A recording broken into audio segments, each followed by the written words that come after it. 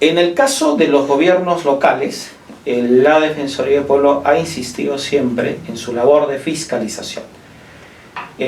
Fiscalización en el tema de transporte, fiscalización en los mercados y además en los centros comerciales. Y sobre todo también en los focos o las zonas, en las áreas donde existía el mayor riesgo a nivel de contagio, ¿no? De esa serie de recomendaciones, hay algunos gobiernos locales que han implementado las recomendaciones que nosotros hemos señalado, por ejemplo los Aquijes, Salas Guadalupe, en relación a sus ambientes que cumplan con los mecanismos de bioseguridad, ¿no? En el tema de transportes, la Municipalidad Provincial de Ica, por ejemplo, también implementó algunas de las recomendaciones, pero siempre nos ha señalado problemas vinculados con la posibilidad de contratar mayor recursos humanos, ¿no? Bueno, felizmente, pasado la pandemia, ya nos han informado que han contratado 16 inspectores más, ¿no?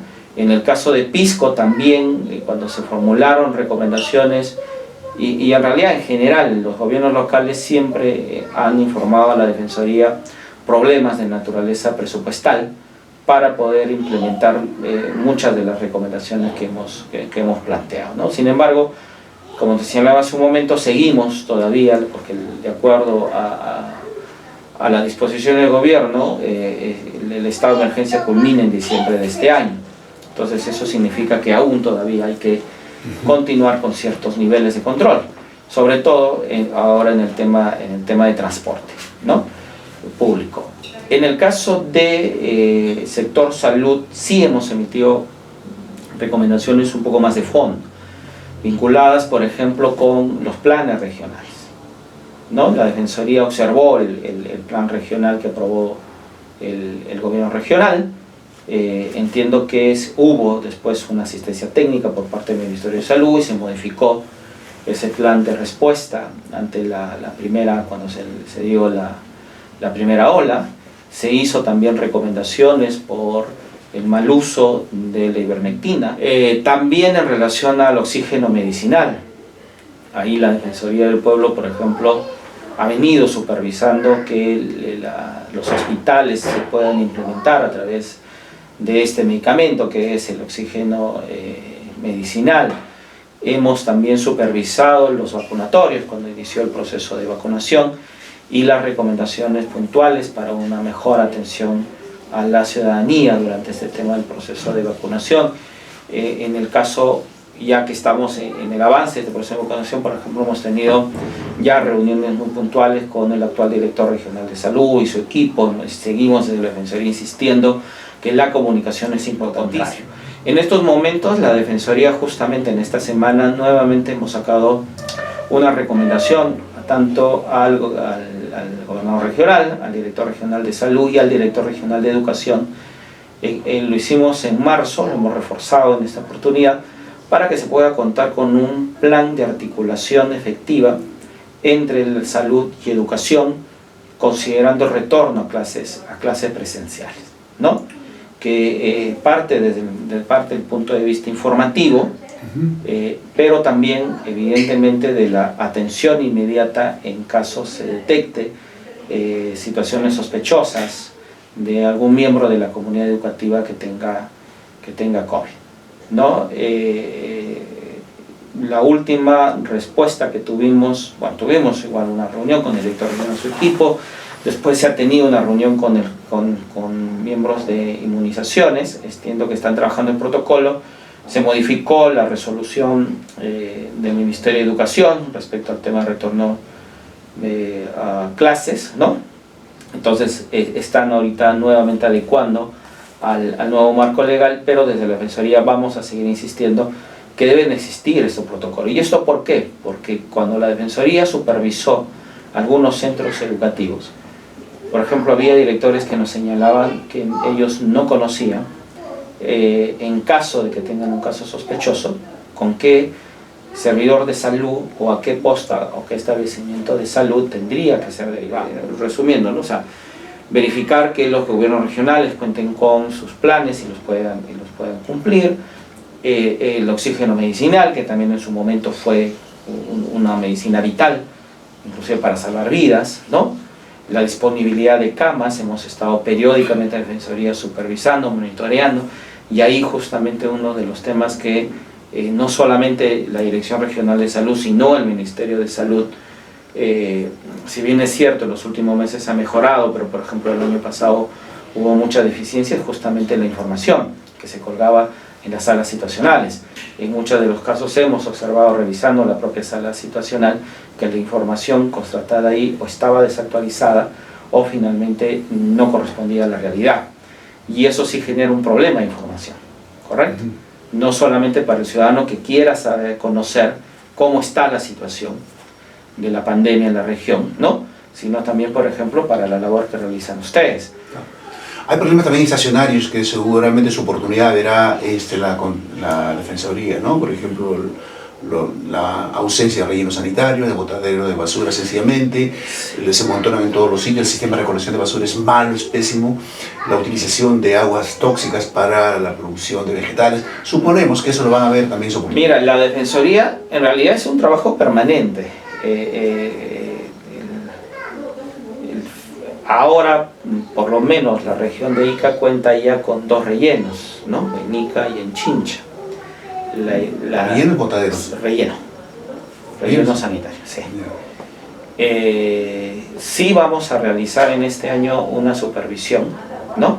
Para ver cómo están funcionando y operando estos rellenos. ¿Dónde queda, perdón? ¿La Tierra Prometida? De la Huega. No. Claro, pasando a Tierra Prometida. ¿Se ha convertido en relleno? ¿Se lo han operativizado? Pero es un relleno. Vale. Tiene la forma, o sea, está aprobado como relleno. Nosotros en su oportunidad, cuando se inició el trabajo, cuando se inició la operatividad de dicho relleno, sí verificamos. Vale, hay que regresar. Exacto, entonces por eso este año vamos a realizar supervisión tanto relleno en Ica como de Chincha para verificar sus condiciones, ¿no? El cual y el otro tema, donde también desde la Defensoría del Pueblo estamos ahorita, por ejemplo, recolectando informaciones sobre la gestión del agua potable, sobre todo en los municipios, ¿no? Hemos tomado como prioridad los municipios de Santiago, de Salas Guadalupe, de Marcona. ¿Por qué? Porque finalmente existe y la Tinguiña, ¿no?